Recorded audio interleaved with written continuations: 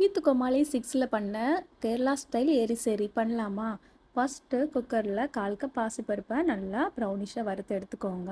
இதோட 1/2 கப்பு துவரம்பருப்பு சேர்த்துட்டு 2 செகண்ட் வறுத்துட்டு நல்லா வாஷ் பண்ணிவிட்டு 2 கப்பு தண்ணி சேர்த்துட்டு மிதமான ஹீட்டில் 4 விசில் வச்சு எடுத்துக்கோங்க.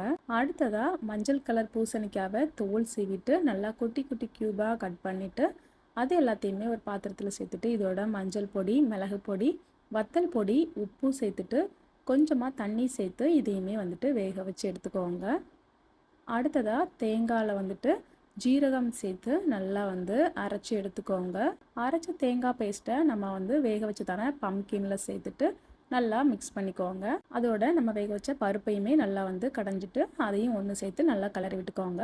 கடைசியாக இதுக்கு ஒரு தாளிப்பு கொடுக்கணும். அதுக்காக தேங்காய் எண்ணெய் சேர்த்து தாளிச்சுக்கோங்க. அப்போ தான் நல்லா மணமாக இருக்கும். தேங்காய் எண்ணெயில் கடுகு, உளுந்தம்பருப்பு, அப்புறமா 2 டீஸ்பூன் துருவின தேங்காய் சேர்த்துக்கோங்க. தேங்காய் இந்த அளவுக்கு நல்லா பொன்னிறமாக வரணும். அப்போ தான் நல்லா டேஸ்ட்டாக இருக்கும். இதோட 3 வத்தல், கொஞ்சமாக வந்து கருவேப்பிலை, அதுக்கப்புறமா கொஞ்சமாக பெருங்காயத்தூள் சேர்த்து நல்லா அதை வந்து நீங்கள் தாளிச்சிட்டு அதை நீங்கள் உள்ளே சேர்த்துக்கோங்க. கடைசியாக கொஞ்சமாக மல்லியிலை தூவி சர்வ் பண்ணிங்கன்னா ரொம்பவே டேஸ்டியான கேரளா ஸ்டைல் எரிசேரி சூப்பராக ரெடி ஆயிடும். கண்டிப்பாக ட்ரை பண்ணிவிட்டு எப்படி வந்ததுக்கு கமெண்ட் பண்ணுங்கள். இன்னொரு ரெசிபி அடுத்த வீடியோவில் பார்க்கலாம். பாய்.